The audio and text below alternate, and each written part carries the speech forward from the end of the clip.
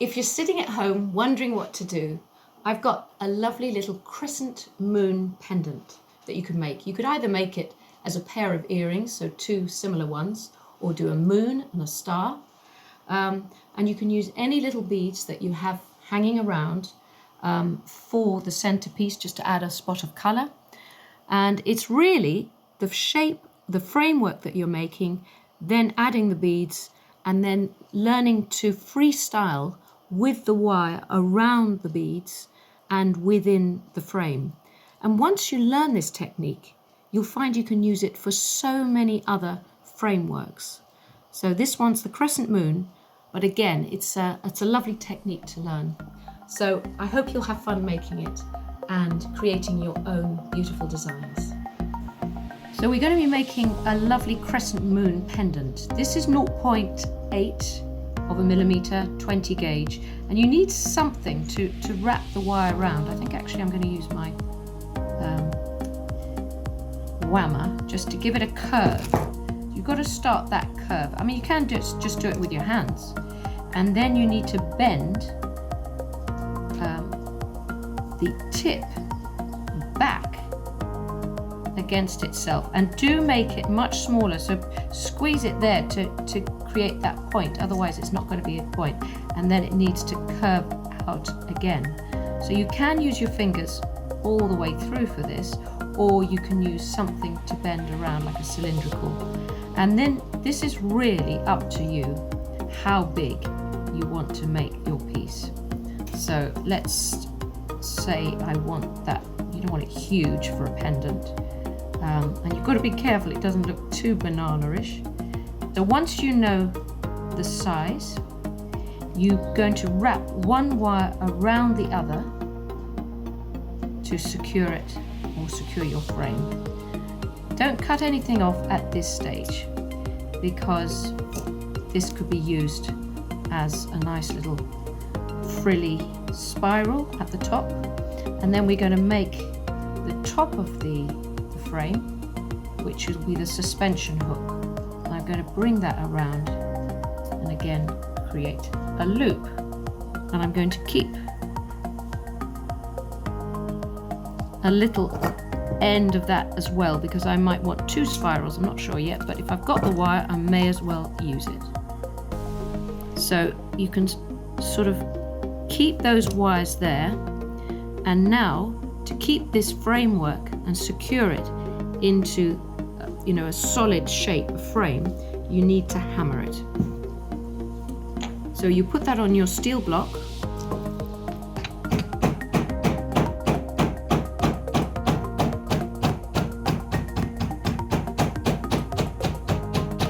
one thing I'm not going to do is hammer too much at that tip, because I don't want to make that too wide. I want to keep a sort of pointy tip. So I'm just reshaping it a little bit here.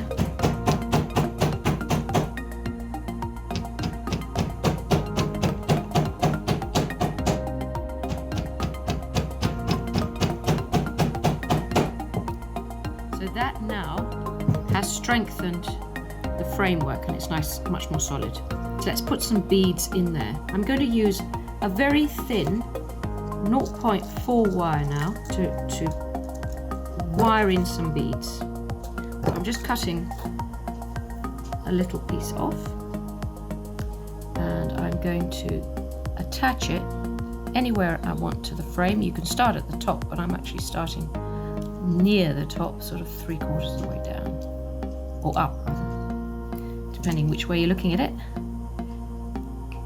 And I'm just securing at the moment, not doing anything fancy, securing the 0.4 wire, getting rid of the end, so that's nice and firm. And now I'm going to bring some beads in and wire them into my framework. So I'm just threading them on. I'll put one there and secure it. I know it's floating there, but you'll see why in a minute, because we're going to keep it there with another wire in a minute. Wrap that around, bring the wire further down. Let's add another bead, maybe a much larger one. center, secure it on the opposite side of the frame, and then maybe one more. I think three will be enough. And if we want to add more, we can always add them at the very end. So I've wired on the 3 beads. Let's get rid of that.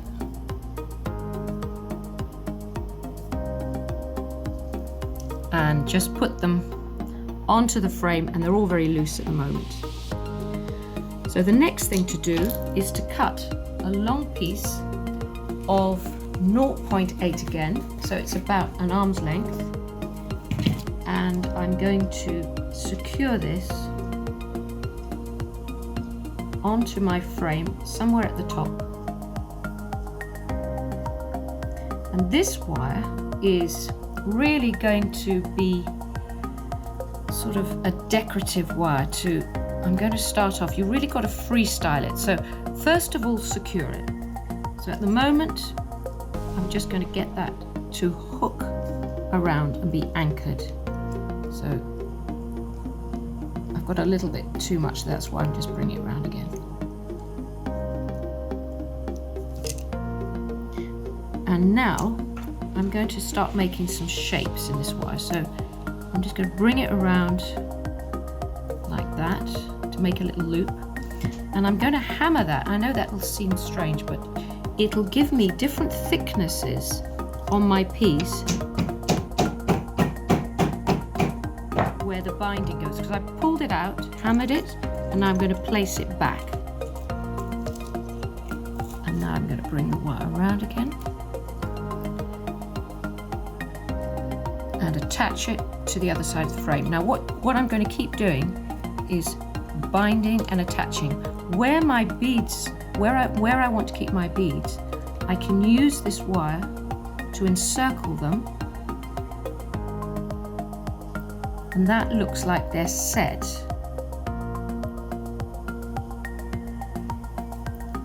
On the, within the frame, and then again attach to the side every time you're attaching, and then just making the wire scroll around. Hope I'm not making you seasick by carrying on turning this. Just really now there's another little loop that I want to hammer the edge on. Every time I make these, they're slightly different. What I'm trying to show you is that you just let the wire do the dancing.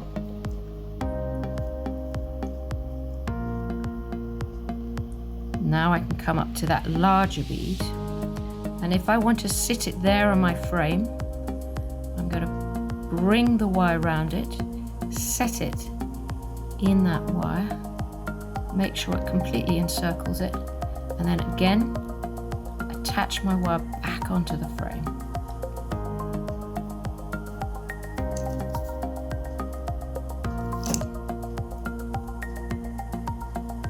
Now I'll probably want to do another little bit of scroll work. I'm taking it round to the back here.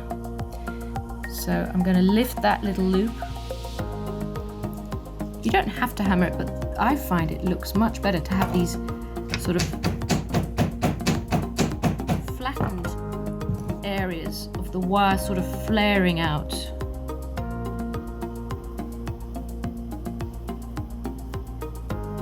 I might run out of wire on this one, so if that's the case, it's great because I can always add more. It's never ever a problem. As I'm going to run out here, what I think I'll do is just put a little bit of a circle there, and that can flatten over that bead.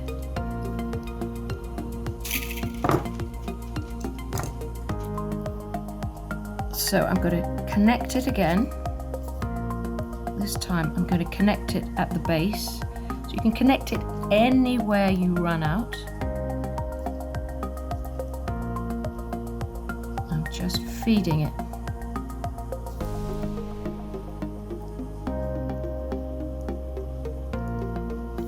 that will give me a hold on it now, and bring it back through to the opposite side.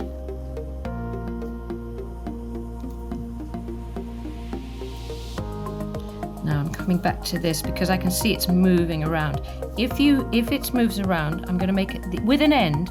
Always make a little, if you can make a little spiral scroll, that can be used to flatten somewhere on the piece. So I'm almost there now. I just need to attach it. And let's come around the back here maybe. Let's do another bit of scroll. And a bit more hammering. And we're nearly there. You just have to see how it goes and whether you filled in all the gaps and it's not looking too empty. Right, let's have a look. So we're almost filled up here. We could just end this one by giving a little bit more scroll work here.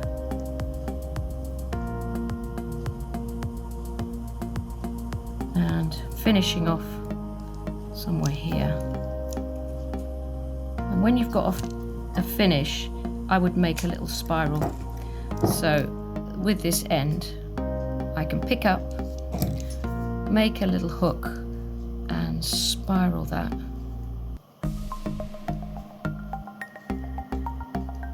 And let that sit within the piece. If it's sitting outside, you can always push it in a bit with the pliers.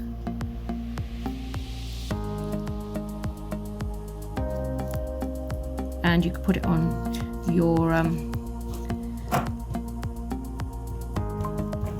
you see, I'm not really hammering it, I'm just literally flattening it, getting it back into shape.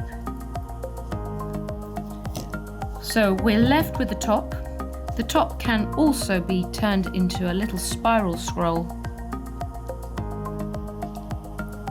And I've got two of them, so I could put one at the front, one at the back if I wanted to. I could put two at the front. If there's any ends sticking out, just work on those. But this covers a multitude.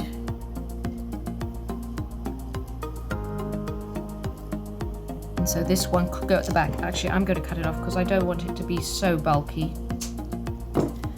But I always do that right at the end. So that's a decision that I can make right at the end.